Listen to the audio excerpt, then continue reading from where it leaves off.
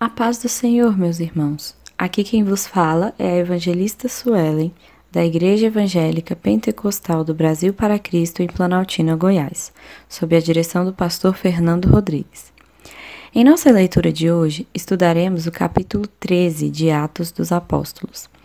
Este capítulo começa com uma ordem missionária dada pelo Espírito Santo a Barnabé e Saulo na igreja de Antioquia. Lembrando que Saulo e Paulo significam a mesma coisa.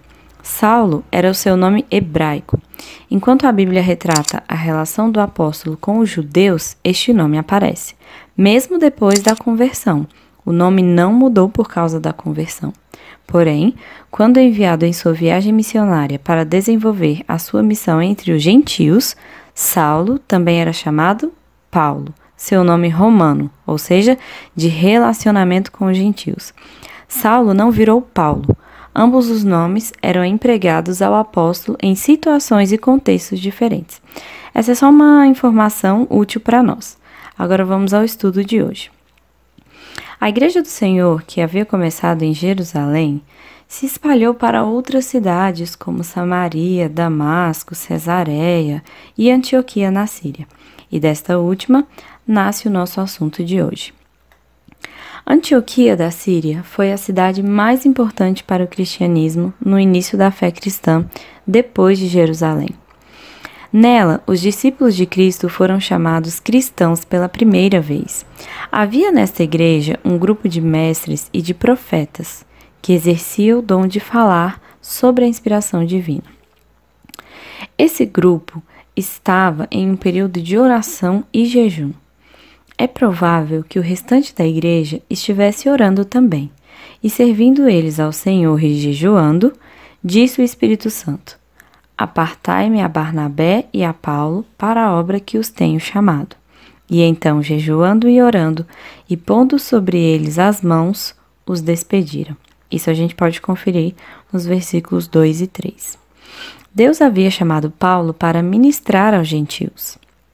Paulo convocou Barnabé para trabalhar com ele, e a igreja confirmou o seu chamado e os enviou para o campo missionário. E assim foram enviados pelo Espírito Santo, e desceram a Seleucia, e dali navegaram para Chipre. E chegando a Salamina, anunciavam a palavra de Deus nas sinagogas dos judeus, e tinham também a João como cooperador, versículos 4 e 5. E saindo os missionários da cidade de Salamina, deslocaram cerca de 150 quilômetros até uma cidade por nome Pafos. Pafos era a capital de Chipre, e seu principal governante era Sérgio Paulo, um romano muito prudente que gostava de ouvir a palavra do Senhor. Ele próprio convidou a Paulo e a Barnabé para que lhes falassem acerca da palavra. Havia também nessa cidade um falso profeta, mágico e encantador por nome Elimas, o qual, usado pelo diabo, tentava impedir que o procônsul Sérgio Paulo recebesse a palavra de Deus. Esse procurava a todo custo afastá-lo da fé. Apesar dos judeus da época não terem o costume de desenvolver essa atividade demoníaca, o diabo, hora ou outra, levantava pessoas para atrapalhar o evangelho de Jesus com magia e encantamento. Lembram-se de Simão, o mágico do capítulo 8 de Atos, da leitura que nos foi apresentada pelo pastor Fernando Rodrigues? Pois é, Elimas era um deles. Este acontecimento nos arremete à lição dada por Cristo com a parábola do joio e do trigo, descrita no Evangelho de Mateus, capítulo 13. Todavia, Paulo, cheio do Espírito Santo, fixando os olhos em Elimas, o encantador, disse: Ó filho do diabo, cheio de todo engano e de toda malícia, inimigo de toda justiça, não cessarás de perturbar os retos caminhos do Senhor? Eis aí, pois, agora contra ti a mão do Senhor, e ficarás cego sem ver o sol por algum tempo. A palavra de Deus nos relata que no mesmo instante a escuridão e as trevas caíram sobre ele, e andando em círculos, buscava a quem o guiasse pela mão. Versículos 9, 10 e 11. Esse episódio fez com que o procônsul Sérgio Paulo se decidisse pela fé no Evangelho, crendo maravilhado na doutrina do Senhor, versículo 12. Observe que o tiro do diabo saiu pela culatra, já que Paulo repreendeu e profetizou contra o seu enviado. E o Espírito Santo, o ajudador do Evangelho, confirmou as palavras do apóstolo. Assim, Deus foi glorificado e o diabo envergonhado. Bom, a viagem de Paulo e Barnabé continua. E partindo eles de Pafos, com alguns dos seus cooperadores, chegaram a Perge da Panfilha, com a ausência desta vez do companheiro João Marcos, que havia voltado para Jerusalém para continuar a obra por ali. Depois partiram de Perge rumo a Antioquia da Psídia. Esta cidade ficava cerca de 160 quilômetros ao norte de onde eles estavam. Era uma cidade importante na estrada romana. Paulo sempre escolhia cidades estratégicas para fundar igrejas e, a partir destas, evangelizava as regiões ao redor. Ele geralmente começa suas ministrações na sinagoga local, pois sentia grande responsabilidade pelo seu povo. Geralmente, nessas sinagogas encontrava-se tanto judeus quanto gentios, dispostos a ouvir a palavra de Deus. E exatamente em um dia de sábado, Paulo faz seu primeiro sermão. Depois da lição da lei dos profetas, lhes mandaram dizer os principais da sinagoga: Varões e irmãos, se tendes alguma palavra de consolação para o povo, falai. Isso está no versículo 15. E aproveitando a oportunidade recebida, Paulo se põe de pé e acena com a mão pedindo silêncio, e começa então o seu discurso com as seguintes palavras: Varões israelitas, e os que temeis a Deus, ouvi. Do versículo 17 ao 25, Paulo faz a primeira seção do seu discurso, com uma recapitulação da história de Israel, culminando com o ministério de João Batista e a vinda do Messias. Ele deixa claro que era Deus quem operava em Israel por meio de João Batista, preparando o caminho para a vinda do Messias prometido. Também lembra aos seus ouvintes que a nação de Israel nem sempre havia sido fiel ao Senhor e à sua aliança, mas que, em várias ocasiões, havia se rebelado. É importante salientar que todo judeu piedoso sabia que o Messias viria da família de Davi e que um profeta prenunciaria sua vinda. João Batista foi este profeta. Paulo, consciente que se dirigia à congregação de uma sinagoga, usou as escrituras do Antigo Testamento para apoiar sua argumentação. No versículo 33 do capítulo em questão, encontramos uma citação do Salmo de número 2, versículo 7.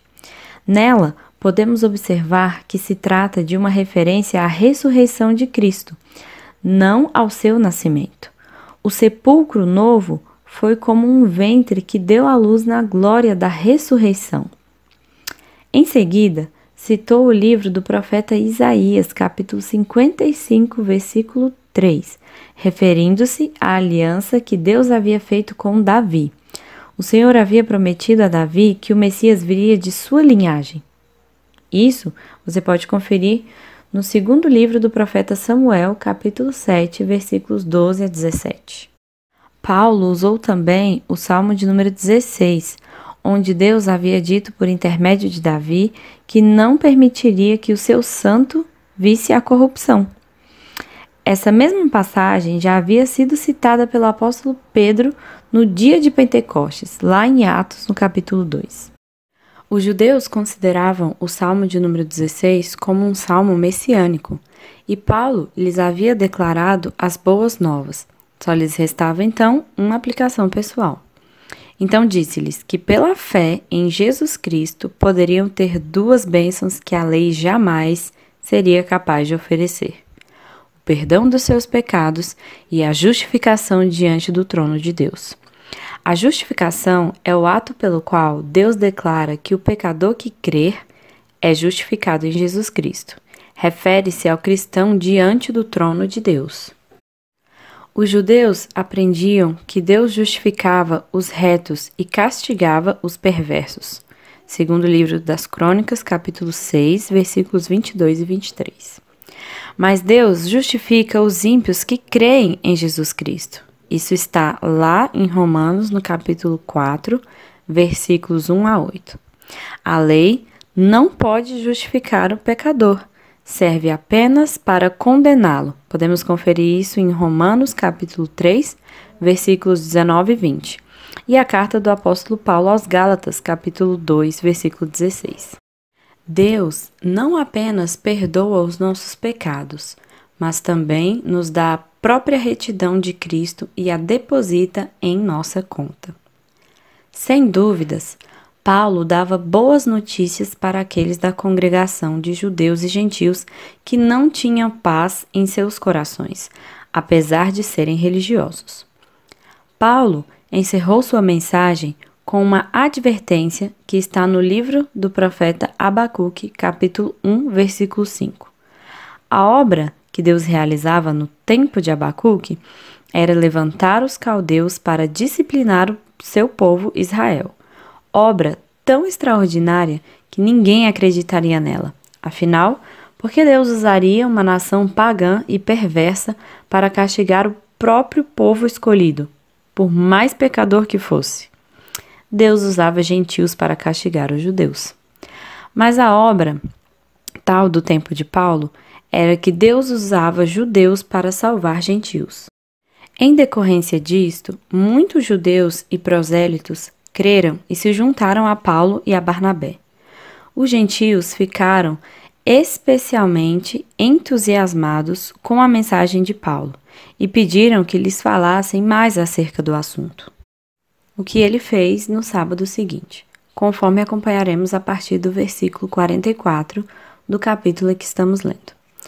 O povo havia se empenhado em espalhar a notícia, pois no sábado uma grande multidão reuniu-se ali. É provável que a maioria fosse de gentios, o que deixou os judeus irados e cheios de inveja. Vejamos no versículo 45. Mas Paulo e Barnabé, usando de ousadia, disseram: é mister que a vós se vos pregasse primeiramente a palavra de Deus. Mas visto que a rejeitai e não vos julgais dignos da vida eterna, eis que nos voltamos para os gentios. Assim, Paulo declara para os judeus que Deus havia enviado a sua palavra primeiramente a eles, mas eles haviam rejeitado. Paulo levaria as boas novas aos gentios e citou o livro do profeta Isaías, capítulo 49, versículo 6, para apoiar sua decisão. Paulo estava disposto a ir até o fim da terra para ganhar almas para Cristo. Atos, capítulo 13, versículo 48, apresenta o lado divino do Evangelho, pois Deus escolheu o seu povo.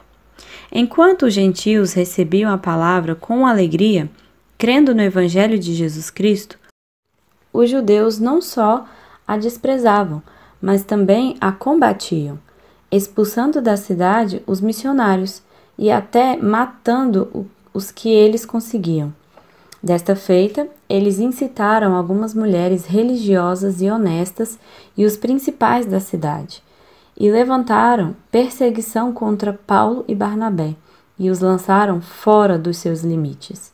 Os missionários, então, sacudiram a poeira dos pés, cumprindo assim uma ordem recebida pelo Senhor, lá no Evangelho de Lucas, no capítulo 9, versículo 5 e o capítulo 10, versículo 11.